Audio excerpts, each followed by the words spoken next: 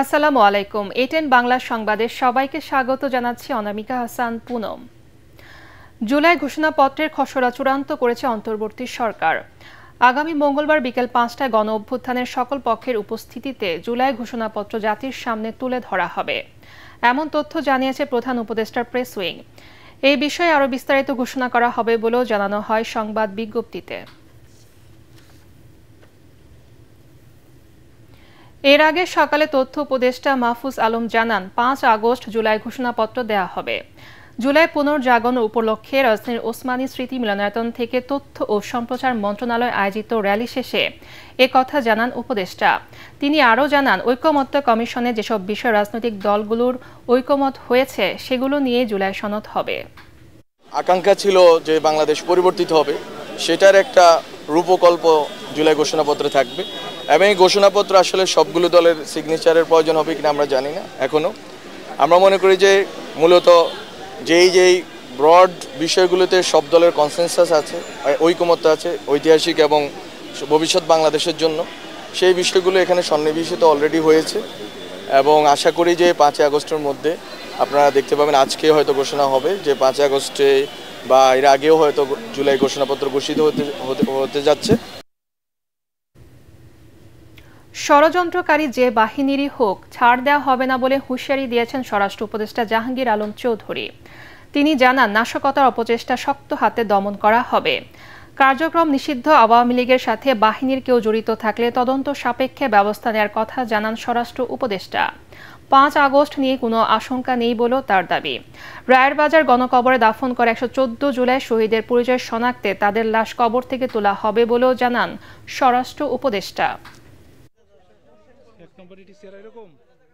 আল্লাহ দিলে কোনো ধরনের কোনো শঙ্কা নাই, আপনারা যেইভাবে সাহায্য এবং সহযোগিতা করে যাচ্ছেন কোনো ধরনের কোনো শঙ্কা হবে না।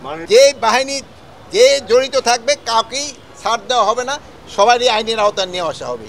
আর যেহেতু আপনারা বললেন যে তাদের কার্যক্রম নিষিদ্ধ করা হয়েছে এবং তারাও যদি কোনো রকমের অপকর্ম করতে চায় কোনো রকমের ছাড় পাবে না। তাদের পরিকল্পনা কি ছিল? তাদের যে একটা মিটিং করলো বা এই পরিকল্পনা কি ছিল এটা তো ইনভেস্টিগেশনের পরে যেন জানা যাবে। ৫ আগস্টকে কেন্দ্র করে রাজধানীতে কোনো নিরাপত্তা হুমকি নেই বলে জানিয়েছে ঢাকা মহানগর পুলিশ ডিএমপি। মিন্টো রোডে ডিএমপি মিডিয়া সেন্টার ব্রিফিংয়ে সংস্থার মুখপাত্র মোহাম্মদ তালিবুর রহমান জানান, আওয়ামী লীগের নেতাকর্মীরা একত্রিত হওয়ার চেষ্টা করলে তাদের আইনের আওতায় আনা হচ্ছে। এছাড়া দলটির নেতাকর্মীরা যেন আবাসিক হোটেলে জড়ো হয়ে নাশকতা করতে না পারে সেজন্য আইনশৃঙ্খলা বাহিনীর অভিযান চলছে বলে জানিয়েছেন রমনা বিভাগের উপকমিশনার মাসুদ আলম।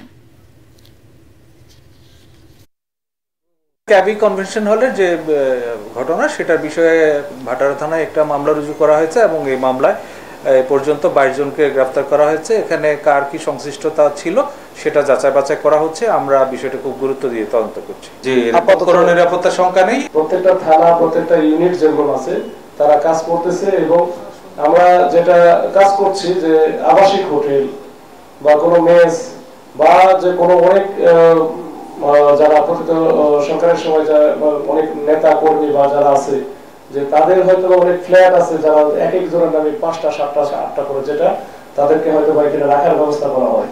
এসব প্রত্যেকটা জায়গায় ইভেন যে কিছু বস্তি এলাকা আছে বা যেগুলো যেখানে হয়তো বা যে এই ধরনের তৎপরতা চলতে পারে যেটা নাশকতা, তো এই ধরনের প্রত্যেকটা জায়গায় কিন্তু আমরা কাজ করছি এবং প্রত্যেকটা চিরনির্বাচন চলতেছে।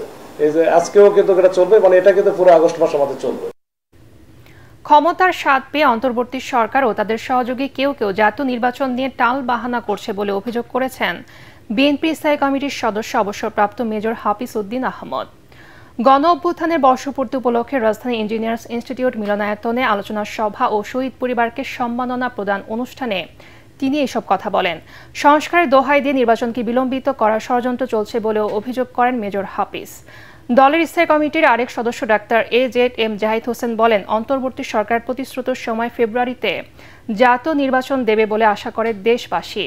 তার দাবি, নির্বাচিত সরকার ছাড়া দেশে স্থিতিশীলতা ফিরবে না। জামাতের আমির ডাক্তার শফিকুর রহমানের হার্টে সফল অস্ত্রোপচার হয়েছে। রাজধানী ইউনাইটেড হাসপাতালে ওপেন হার্ট সার্জারির পর তিনি এখন ভালো আছেন বলে জানিয়েছেন চিকিৎসকরা। এর আগে সকাল 8টা থেকে প্রায় 5 ঘন্টার চেষ্টায় ডাক্তার জাহাঙ্গীর কবির ও তার চিকিৎসক দল ডাক্তার শফিকুর রহমানের হার্টের বাইপাস সার্জারি করেন। এ সময় ডাক্তাররা বলেন, আমিরে জামাতের 2টি ধমনীতে 4টি বাইপাস করেছেন তারা। ডাক্তার শফিকুর রহমানকে আরও 3 দিন হাসপাতালের আইসিইউতে রাখার পর শারীরিক অবস্থা পর্যবেক্ষণ করে বাসায় পাঠানোর সিদ্ধান্ত নেওয়া হবে।